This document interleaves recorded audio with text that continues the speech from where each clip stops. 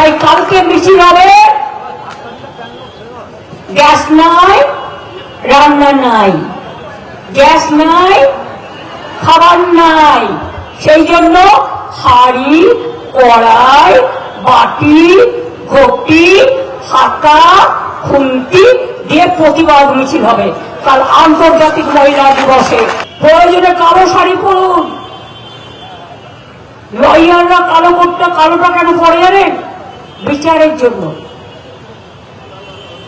ওরা বিচারালয়ে কাজ করে বিচারের জন্য। আমি সাদা পরবো, আপনারা সবাই কালো পরবেন, কালকে প্রতিবাদ করবেন। আর হাতে এইসব রেখে দেবেন কিন্তু, খেয়াল থাকবে তো।